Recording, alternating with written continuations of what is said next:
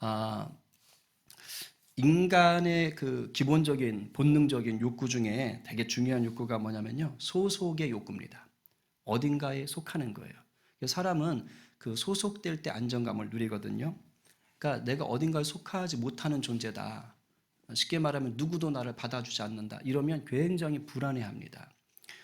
그래서 우리가 생물학적으로 볼 때 인간이 가장 안전하게 그 기억을 갖고 있는 게 어디겠습니까? 바로 엄마의 뱃속이 되는 거예요. 그 최고의 안정감을 누리는, 소속감을 누리는 것이죠. 그런데 더 근본적으로 보면 태초에 그 우리를 만드신 하나님 안에 우리가 속해 있었습니다. 믿으세요? 그러니까 어머니의 그 모태 안에 있었던 그 최고의 안정감과는 비교할 수 없는 하나님의 품 안에 우리가 있었던 것입니다. 이제 죄로 인해서 이런 것들이 깨져버렸죠. 그러나 예수 그리스도를 통하여 믿음 가운데 있는 자는 다시 이 창조주의 품 안으로, 그 소속감 안으로 들어가는 자들입니다. 그런 점에서 저와 여러분들은 이 소속감, 이 안정감을 누리는 자들인 줄로 믿습니다. 아멘이요. 오늘 본문이 그것을 말해주는 것이에요. 하나님께서는 우리를 예수 그리스도를 통해서 정말 전혀 다른 존재로 거듭나게 하셨지요. 그것을 오늘 본문에선 기이한 빛에 들어가게 하셨다라고 합니다. 그러니까 기이하다는 건 놀라운 빛이에요. 그러니까 우리가 뭐 그냥 쓰는 랜턴 그런 빛도 아니고 저런 전등에서 나오는 빛도 아니고 그냥 우리가 보는 태양빛 이런 것들도 아니고, 그러니까 우리에게 완전한 자각이 일어나게 만드는, 영적인 변화가 일어나게 만드는 그러한 빛인 거죠. 그러니까 이 세상이 아닌 하늘나라의 소속으로 우리를 옮겨놓는 그러한 역사인 것입니다. 이것을 10절에서 밝히고 있어요. 10절에 이렇게 써 있지요. 너희가 전에는 백성이 아니더니 이제는 하나님의 백성이요 전에는 긍휼을 얻지 못하였더니 이제는 긍휼을 얻은 자니라. 아멘. 예수님이 아니셨다면 우리는 죄로 인해 영원한 지옥에 떨어질 수밖에 없는 자였더랬습니다. 그런데 하나님의 그 긍휼로 그 십자가 사랑을 입게 되었고 이젠 누구 백성이 되는 거예요? 하나님의 백성이 되었다는 것이죠. 우리가 영생의 복을 누리는 자가 됐다는 겁니다. 이게 구원인 겁니다. 하나님 백성 되는 것, 이게 구원인 거예요. 그래서 우리가 하나님의 백성이 됐다, 구원받았다 그럴 때 두 가지 소속이 생깁니다. 첫째는 하나님의 자녀가 됐다는 개인의 소속이 생기는 거예요. 하나님과 나의 1대1 관계로서 하나님 나의 아빠라는 소속이 생기는 것이고, 나아가서는 백성이라는 공동체적인 소속이 생기는 겁니다. 이 하나님의 백성이라는 것을 우리식으로 말하면 뭡니까? 교회가 되는 거예요. 교회 공동체. 하나님의 백성, 교회 공동체가 되는 것입니다. 이 특별한 공동체가 된 것을 오늘 본문 9절 상반절에서 정말 아름다운 사중주로 표현하고 있잖아요. 너희는 첫 번째가 택하신 족속이요. 이 족속이라는 말은 자손, 후손 이런 생각하시면 돼요. 그리고 왕 같은 제사장들이요. 그죠? 또는 왕의 제사장이요. 그리고 거룩한 나라요. 뭐 국민이요. 그리고 그의 소유가 된 백성이다라고 얘기하고 있습니다. 그런데 족속, 제사장들, 그 다음에 나라, 백성 이런 것들이 한 개인을 얘기하는 것이 아니죠. 그러니까 우리를 기이한 빛으로 들어가게 하셨다라고 얘기할 때 한 개인의 자격으로 얘기하지 않고 있습니다. 그러니까 공동체로서 우리를 불렀다라고 얘기하시는 거예요. 그러니까 개인의 소속으로만 생각하시면 절대 안 됩니다. 하나님이 우리를 부르심은 실상적으로는 공동체로 부르시는 거예요. 이러한 사중의 신분으로, 우리를 새로운 신분으로 하나님께서 우리를 부르셨다는 거예요.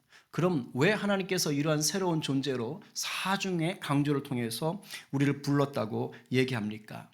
그것은 너희가 이제는 세상에 속한 자가 아니라 이제 소속감이 달라졌다는 거예요. 하나님의 영광을 위해 하나님께 속한 자로 바뀌었다는 겁니다. 그리고 이렇게 예수 믿고 구원받은 공동체인 이제 교회로 불러서 내가 너희들을 위해서 하고자 하는 일이 있다는 거예요. 그러니까 하나님의 자녀가 되고 교회 공동체가 된 게 이걸로 끝난 게 아니고 할 일이 있다는 겁니다.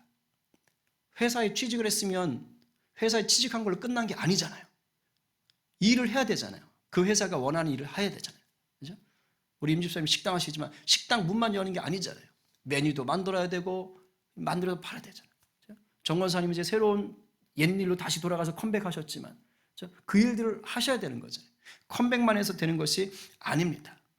그러면 우리를 교회라는 공동체로 하나님의 백성으로 부르신 목적은 어디에 있느냐? 오늘 본문 9절 하반절에 이는부터 한번 같이 읽어볼까요? 이는부터 시작. 성경 보세요. 시작. 이는 너희를 어두운 데서 불러내어 그의 귀한 빛에 들어가게 하신 이의 아름다운 덕을 선포하게 하려 하심이라. 아멘. 아멘. 아름다운 덕을 선포하게 하려고 하신다. 근데 귀한 빛에 들어갔다라는 말, 이 구원받았다는 말, 이 영생을 누리다는 말, 그죠? 이 말이 결국 뭡니까? 우리의 존재 가치가 이 땅에 있는 게 아니라는 거예요.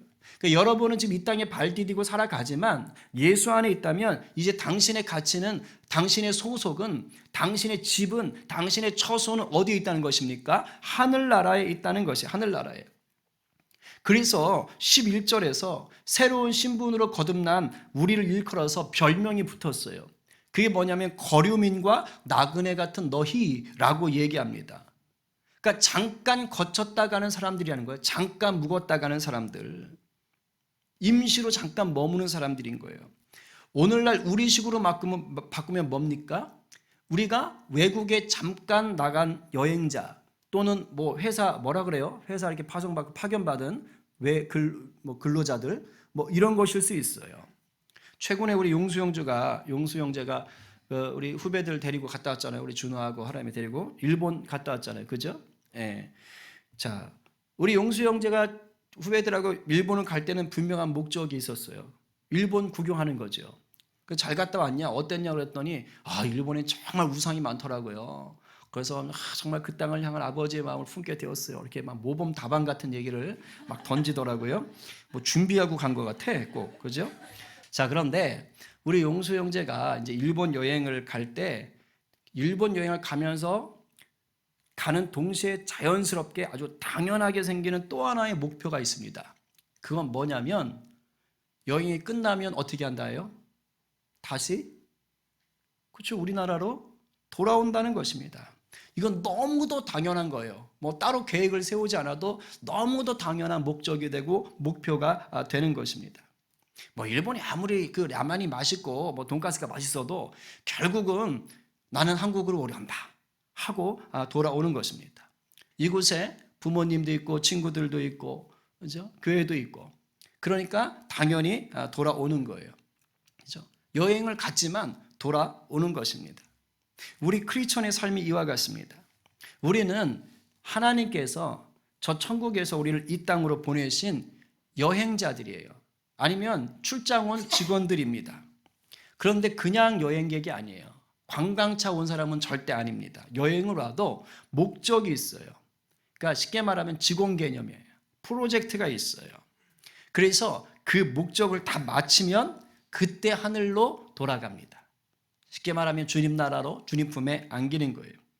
그런데 이 특별한 목적이 뭡니까? 오늘 본문에 하나님의 아름다운 덕을 선포하는 거예요. 아름다운 덕을 선포하는 것이다. 비록 우리가 이 세상에 살지만 이 세상의 법, 이 세상의 기준을 우리가 지키며 사는 것이 아니라, 물론 지켜야죠. 근데 거기에 목숨 거는 것이 아니라 그것들과는 구별되어진 삶을 살아내라는 거예요. 그래서 하나님이 드러나는 삶을 살라는 것입니다. 그러니까 뭔가 다른 삶을 사는 거예요. 다른 삶을 삶으로써 저 사람 독특한데? 저 친구 뭔가 다른데? 이유가 뭐지? 하나님 때문이구나. 야, 그 친구가 맨날 하나님이 다르네 라고 얘기가 나오게 하라는 겁니다. 마치 이겁니다. 우리나라 뭐 삼성이나 LG나 뭐 현대나 대기업에 직원들이 해외에 이렇게 막 파송돼서 일하잖아요. 근데 거기에서 굉장한 프로젝트 같은 걸 땄다. 그러면 그 직원의 이름이 올라가는 것이 아니고 회사의 이름이 커지죠. 회사가 프로젝트를 감당하면 그 회사가 잘 나가는 거죠. 그러니까 내가 열심히 수고하지만 내가 잘 되면 나를 통하여 하나님의 영광이 이 땅에서 드러나게 되어 있다는 거예요. 근데 오늘 본문에서 특히 우리가 주목해야 할 것은 뭐냐? 제사장입니다. 제사장의 역할이에요. 오늘 사중주로 표현했어요. 자, 택하신 족속, 그 다음에 거룩한 나라, 그 그다음에 소유된 백성. 그러니까 족속, 나라, 백성, 이것은 예수 믿지 않는 모든 사람들도 다 어렵지 않게 느끼는 공통 가치, 공통 개념입니다. 그렇지. 나 그래. 나 대한민국 사람, 대한민국 국민, 나 한민족, 다 이렇게 볼 수 있다는 거예요. 그런데 유독 제사장이라는 말은 조금 생소한 겁니다. 일반적인 사람들이 국민, 족속, 나라, 백성 이러면 그래 맞아 하다가 당신 제사장, 이렇게 되는 것이죠. 굉장히 종교적인 언어인 거예요.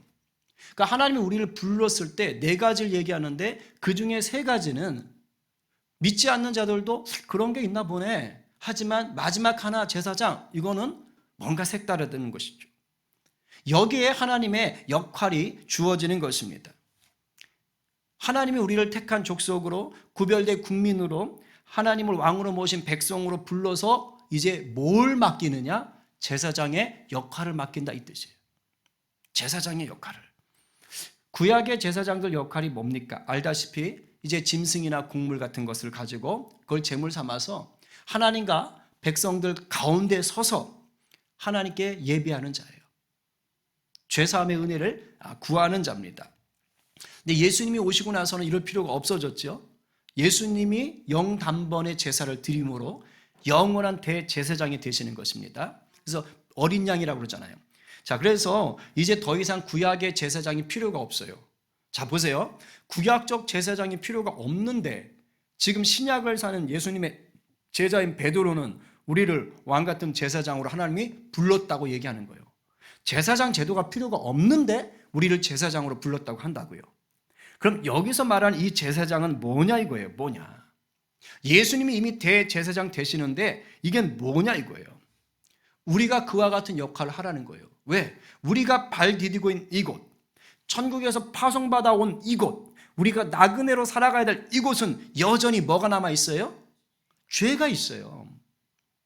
이미 패배한 마귀가 주님 다시 오시는 그날까지 어떻게 하든지 예수 못 믿게 하려고, 예수 믿는 자들은 넘어지게 하려고 유혹한단 말입니다.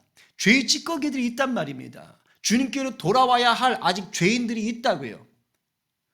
하나님과 바로 그 죄인들 사이에 누가 서라는 거예요? 우리가 서라는 거예요. 우리가 그 가운데 서서 제사장 노릇을 하라는 거예요. 그러면 재물이 있어야 되잖아요. 그럼 그 재물이 뭡니까? 예수님은 자기 삶을 죽였잖아요. 그죠? 맞습니다. 네 삶이 재물이라는 거예요. 저와 여러분의 삶이 재물이에요. 나는 죽고 예수로 사는 삶을 살아내라는 것입니다. 그게 우리의 재물이라는 거예요. 그래서 하나님과 이 죄 많은 세상 가운데 서서 우리의 나는 죽고 예수로 사는 삶을 통하여, 재물을 통하여 그 믿지 않는 자들이, 주님께로부터 멀어진 자들이 하나님께로 돌아오는 역사가 일어난다는 것입니다. 그래서 저와 여러분이 이 땅에서 어떻게 살아가느냐가 굉장히 중요한 거예요. 왜요? 우리는 천국에서 이 땅으로 지금 파견 나온 천국 직원이니까. 그게 업이에요. 업무. 우리가 맡은 업무는 뭐냐? 우리의 삶을 어떻게 살아내는가? 하나님이 원하시는 대로 사는 거예요.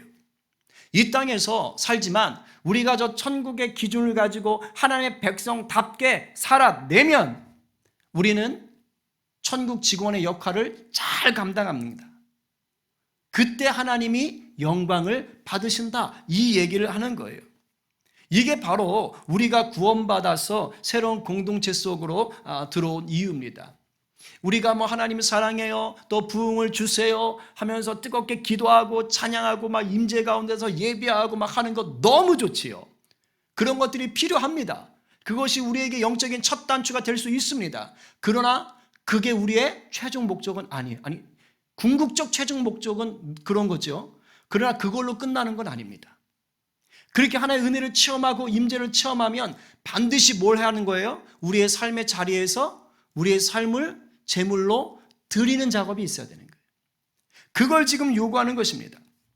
그러면 우리가 이 유혹 많은 이 땅에서 하나님께 영광을 올려드리는 삶을 살려면 어떻게 해야 되는가? 오늘 읽었던 본문에 의거해서 보면 11절, 12절에서 두 가지를 언급해요. 원래는 한 가지인데 쪼개면 두 가지입니다.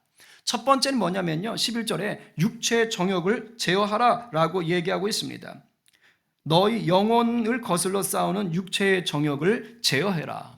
여러분, 육체의 정욕이 뭡니까? 육체의 정욕? 신학적으로 말하면 뭐냐면 내가 나의 주인 되어서 행하는 모든 게 육체의 정욕입니다. 자, 사람에게는 본능적인 욕구가 있지요. 예를 들면 식욕, 그 다음에 수면욕, 성욕, 그 다음에 소유욕. 이건요, 하나님이 모든 사람에게 준 본능입니다. 이 자체로는 나쁜 게 아니에요. 그냥 욕구입니다. 욕구. 가지고 있는 거예요. 하나님이 이러한 본능적인 욕구를 통해서 뭘 원하시느냐? 하나님 뜻대로 사용해서 하나님이 기뻐하는 세상을 만들어 달라는 거예요. 그렇게 우리를 지으신 것입니다.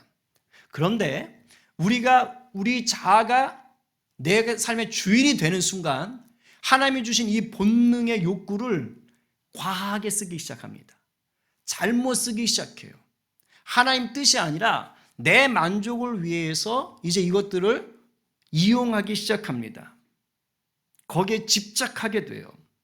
그러면 우리의 본능이 죄를 짓게 됩니다. 탈이 나게 되는 거예요. 왜 그러냐? 세상이 끊임없이 우리 본능을 자극하거든요. 그때 내가 내 삶의 주인이 되면 이 세상의 유혹과 자극에 쉽게 넘어가는 거예요. 하나님을 주인 삼은 자는 그래도 그것들이 제어가 되는데 그렇지 않으면 무너지는 거예요. 그래서 지금 뭐예요? 육체의 정욕을 제어하라고 얘기하는 것입니다. 이것을 지금 말하는 배경은 로마 시대지요. 로마 시대입니다. 학자들 딴에는 좀 차이가 있겠지만 베드로전서는 한 기원 후 60년 전후 정도에 쓰여졌을 것이다 라고 보통 보수적으로는 봅니다. 그러니까 이제 이 로마 시대 때 혹시 보신 분들도 알겠지만 그 음식 문화 얘기 들어보셨어요? 귀족들, 왕족들이 좀 과하게 먹었답니다. 맛있는 거 있으면 계속 먹었대요. 근데 인간의 위는 한정이 있잖아요. 계속 먹을 수가 없잖아요. 그럼 어떻게 해야 됩니까? 어디 여기 잘하세요? 해보셨어요? 이 쌓여 있으면 먹고 그거를 이렇게 또 개워낸답니다. 그래서 그 빵빵했던 위장을 좀 비워내고 그리고 또 그걸 먹는데요. 이거 완전히 식탐이죠. 그죠? 그러니까 육체의 정욕 중에 이 식욕을 제어하지 못하는 것입니다. 근데 요즘 이러한 것들을 굉장히 조장하죠. 유튜버가 좋은 영상도 참 많은데 유해한 영상도 정말 많아요. 먹방 보시나요? 보시는구나. 저는 요리는 봅니다. 요리는 보는데 그런데 이제 가끔 지나가다 이렇게 한두 컷 같은 거 보면 엽기적으로 먹는 거를 먹방하는 분들이 있더라고요. 그냥 이렇게 맛있는 거를 조금 이렇게 먹는 거면 모르겠어요. 근데 엽기적으로 먹는 거 있잖아요. 이만한 접시에다가 이렇게 담아놓고 막 먹는 거, 막 이제 이런 것들을 막 찍어서 보여줘요. 아마 이제 그런 분들은 기본적으로 먹는 걸 좋아하셨던 분이었겠죠. 그렇게 시작했겠죠. 아니면 이제 사람들한테 인기를 얻어보려고 좀 튀는 컨텐츠를 마련해 볼까? 이래서 하신 분들도 있을지 몰라요. 근데 뭐가 됐든 결국 그런 프로는 죄송한 말이지만 육체의 정욕을 제어하지 못하는 쪽으로 갑니다. 왜냐하면 일반적으로 사람이 먹는 걸 넘어서서 먹어요. 보여주기 위해서 막 재놓고 먹고 막 약간 연출들이 들어가는 것이죠. 작년에 미국의 인기 유튜버 중에 어떤 한 사람이었던 그 사람에 대한 기사가 났는데 이 사람이 먹방을 시작하기 전에 몸무게가 70kg 전후였대요. 그 언저리였답니다. 근데 이 먹방 프로를 시작하고 5년 정도 지난 후에 몸무게가 154kg가 됐대요. 이제 2배가 넘은 거죠. 건강이 어떻게 됐을까요? 완전히 망가진 거예요. 그 사람이 20대였거든요. 근데 그 나이 때 봤을 때 비만, 당연하죠. 비만이 그렇게 됐는데 비만이 없을 수 있겠어요? 비만에 당뇨에 고지혈증에 성욕감퇴에 발기부전에 여러 가지 것들을 갖고 있더라는 거예요. 근데 무서워요. 그 상태로도 먹방을 끊지 않겠다고 그랬답니다. 근데 결국 그러다가 어떻게 합니까? 그거 찍다가 죽는 사람도 있어요. 한 3년 전인가요? 일본에 먹방하는 그 유튜버가 그 실시간이죠. 그거 라이브로 하고 있는데 주먹밥 빨리 먹는 게 유행이었다면서요? 혹시 아십니까? 일본에 대해서? 몰라요? 그런 거 하지 마세요. 일본 좋다고. 그 뭐 주먹밥을 빨리 먹는 걸 하겠다고 그 실시간 나가는 데서 그걸 우걱우걱 먹다가 목이 막혀가지고, 그러니까 유튜브 다 보고 있는 데서 이분이 이제 숨이 넘어가는 거죠. 급하게 이제 병원 옮겼지만 결국은 사망했다라고 이제 기사가 났습니다. 이 뭘까요? 이게 다 육체 정욕을 제어하지 못하는 예들인 거예요. 식욕뿐이 아닙니다. 성욕을 제어하지 못하면 어떻게 될까요? 음란한 생활을 할 수밖에 없습니다. 요즘 저는 프로는 안 봤습니다. 근데 나는 신이다? 신이 된 사람들, JMS 그런 것들이 이렇게 기사가 나오더라고요. 그래서 끔찍하다, 말할 수도 없을 정도다, 이제 그런 얘기들도 있고 하는데, 성욕을 제어하지 못하면요, 음란해질 수밖에 없어요. 그리고 결혼한 사람이 그렇게 돼버리면 가정이 건사될 수가 없습니다. 소유욕, 하나님이 주신 것 중에 뭔가를 갖고 싶어 하는 것은 나쁜 게 아닙니다. 근데 이것을 제어하지 못하면 어떻게 됩니까? 결국은 필요 이상의 것들을 모으게 돼요. 나에게 꼭 필요한 것을 소유하는 것이 아니라 그냥 내가 좋아하는 것들을 소유하게 되는 거예요. 나에게 좋을 것 같은 것들을 계속 소유하게 되는 것입니다. 결국은 과도한 지출로 이어지게 되는 것이고, 경제적으로 하나님이 주신 물질을 지혜롭게 쓰지 못하는 대로 나가게 되는 것이죠. 요즘 굉장히 이게 심해졌어요. 우리가 하루를 사는 동안 얼마나 많이 이 육체적인 정욕에 대한 유혹을 받는지 몰라요. 특히 스마트폰 딱 열면요, 요즘 AI 들어보셨죠? 이거 기술이 보통이 아닙니다. 이미 오래전에 됐고, 미국의 그 양심 선언한 한 그 천재 수학자는요, 자기가 이런 것들이 어떻게 통계적으로 조작이 되는 것까지도 다 이게 밝히더라고요. 근데 여러분들이 들어가는 그런 포털 사이트라든가 그런 어떤 쇼핑 이런 것들 몇 번 들어가잖아요. 그리고 이 물건 사볼까? 저 물건 사볼까? 검색하지요. 혹시 그런 경험 하셨어요? 그럼 그 다음에 그 비슷한 것들을 계속 뜨고 있는 거? 유튜브도 똑같이요. 내가 영상 어떤 거 보면 그와 비슷한 것들이 알고리즘을 계속 떠 있죠. AI에 의해서 이게요, 다 데이터가 잡힙니다. 그래서 통계화된대요. 그래서 똑같이 다음 창을 열어도 내가 보는 창과 이 사람 보는 창의 기사가 다릅니다. 왠지 아세요? AI가 얘는 이쪽 걸 좋아하는구나 해서 그 사람에게 맞는 것들을 계속 띄우는 거예요. 계속 띄웁니다. 이게 물건뿐만이 아닙니다. 무슨 학원 같은 데 등록하게 하고 세미나 같은 데 등록하게 하고 이런 것들도 똑같아요. 마치 제가 이메일 창을 열면 이렇게 무슨 설교를 보내준다고 하면서 무슨 설교학교, 목회학교, 저는 정보를 준 적이 없어요. 근데 왜 이렇게 목사님 하면서 이렇게 메일들이 많이 오는지 다 아는 거예요. 근데 요즘은 이 스마트폰 열면 굉장한 것들이 있습니다. 그러니 우리의 본능적인 욕구를 자꾸 유혹하는 것들이요, 이젠 아주 교묘하고 지혜롭게 우리 가운데 달려온다니까요. 이런 것들에 많은 사람들이 넘어질 때가 많습니다. 그러니까 정욕을 제어하지 못하고 탐심에 무너지는 것들이 많죠. 가정에서, 직장에서, 학교에서 또는 친구들이나 이웃들과 만남 속에서도 예외가 아니에요. 본의 아니게 다 비교됩니다.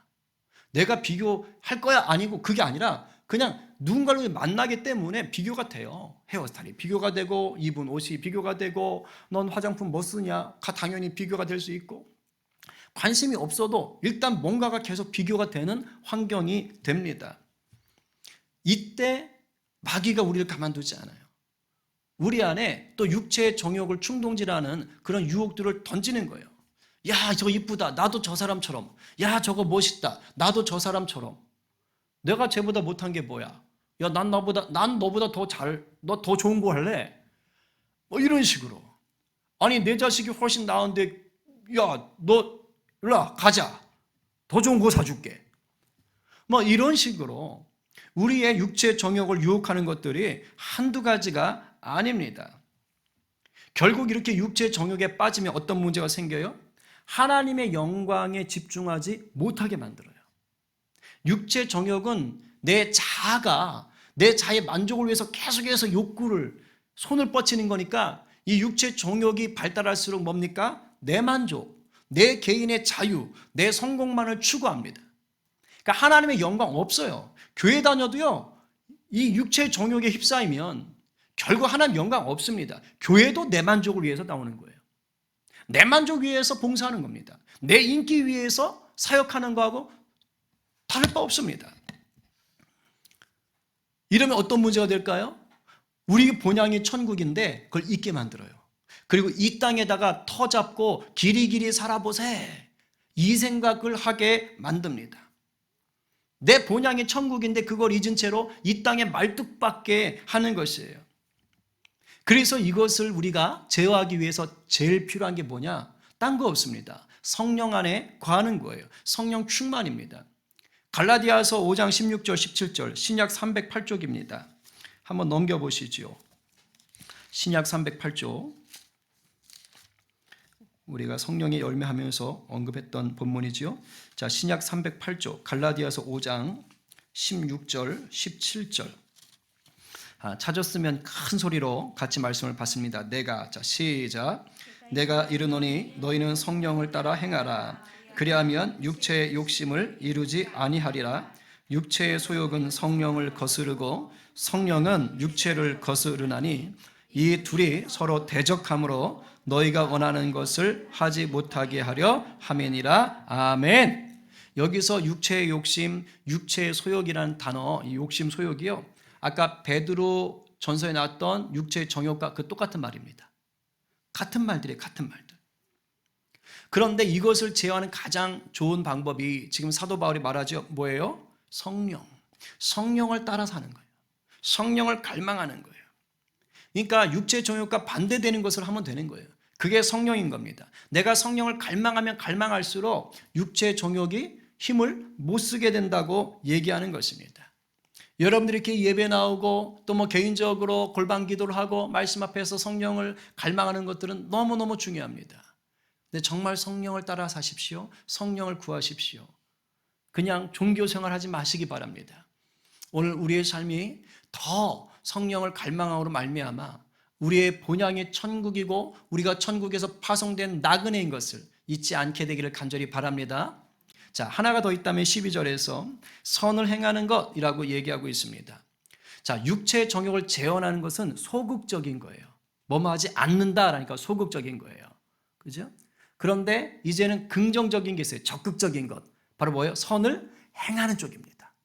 그러니까 육체의 정욕을 제어하는 것은 그냥 내가 나쁜 걸 안 하는 걸로 끝나는 거예요. 근데 거기서 끝나면 안 돼요. 믿는 자는. 어떻게 가라는 거예요? 선을 행하는 쪽으로 더 가야 되는 거예요.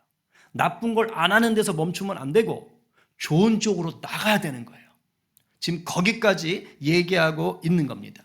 근데 베드로는 지금 어떤 대상을 설정해서 그들을 향하여 선을 행하라 라고 얘기합니다. 바로 누구예요?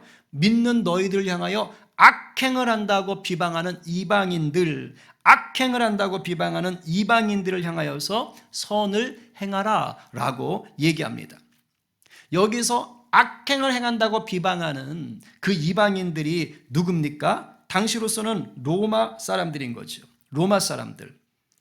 당시 로마 사람들은요, 기독교인들을 싫어했어요. 왜요? 자기랑 달라요. 사는 게 달라. 문화가 달라. 안 맞아. 같이 사는데 옛날에는 같이 어울려서 놀던 애인데 예수 믿고 나니까 나 안 가. 나 그런 데 안 가. 말이 달라지고 이상해. 그러니까 싫은 겁니다. 로마의 주류 문화들은 다신교잖아요. 우상 숭배했단 말입니다. 거기에는 반드시 음란함이 끼고 그다음 제사 음식들이 들어가는 것이죠. 그러다 보니까 예수 믿고 나니까 이제 안 되는 거예요. 오직 하나님만, 오직 주님만 믿고 거룩한 삶을 사는데 갈 수가 없는 것입니다. 그러니까 그런 문화를 꺼리는 거예요. 그래서 참 이게 좋은 건지 나쁜 건지 알 수 없는데 정말 예수를 잘 믿기 시작하고 열심히 믿기 시작하다 보면 나중에 세상 친구가 다 없어지는 수가 생겨요. 이게 어울리기가 쉽지 않아져요. 그럼에도 세상 친구들을 잘 사귀는 분들은 정말 특별한 은사가 있는 거예요. 저는 그런 분들은 하나님이 사명을 맡기신 것 같아요. 다 전도하라고. 그렇게 이제 이게 이제 못 어울리는 거예요. 그리고 믿는 사람들끼리 이제 어울리게 됐죠. 초대교회가. 그럼 이제 그들끼리 모여서 뭐 합니까? 성찬식 하잖아요. 그 시절에는 모일 때마다 했거든요. 그러니까 성찬식 하는 거예요. 그러니까 떡과 포도주를 떼는 거예요. 자, 근데 떡과 포도주를 떼면서 뭐라고 말하죠? 이것은 내 몸이니, 그죠? 이것은 너희를 위하여 흘리는 내 피니, 뭐 이런 얘기를 하면서 먹는 겁니다. 거기다가 또 초대교회 보면 빈부의 차이가 없이 있는 자들이 자기의 소유를 다 팔아서 막 또 나누잖아요. 그러니까 상상할 수 없는 일들이 벌어지는 겁니다. 그래서 로마 사람들이 이렇게 바깥에서 보다가 오해를 했어요. 내 살이니, 내 피니, 저것들이 사람을 먹어? 진짜 식인종으로 오해를 하는 거예요. 그리고 모두가 다 뭐라 그래요? 지배층과 종이 모여가지고 형제님 뭐 이러고 있으니까, 이러니까 이제 황당한 겁니다. 그래가지고 이것들이 근친상간하나? 뭐 이런 거. 그리고 뭐 우리 아버지 하나님 뭐 이러니까, 그러니까 이제 이상한 오해들이 생겼던 것입니다. 바로 이렇게 믿는 자들을 향하여 이렇게 오해를 하고 비방하는 그런 자들을 향하여 뭐 하라고요? 선을 행하라고요. 쉽게 말하면 악으로 악을 갚지 말고 선으로 악을 이기라. 착한 행동으로 악을 이기라는 것입니다. 이렇게 해야 성도를 비난하던 그 이방인들도 어떻게 된다고요? 야, 다르다 하면서 그 착한 행동을 보고 하나님을 찬양하게 된다라는 것이에요. 로마 시대만 그렇습니까? 우리가 사는 이 시대도 똑같습니다. 제사, 혹시 우리들 중에도 그런 문제 있으세요? 예수 믿고 나면 이제 제사 안 드립니다, 뭐 절 안 합니다 이렇게 되잖아요. 그러면 우리 전통적인 문화에 계셨던 분들, 어른들은요 바로 불호령이 떨어집니다.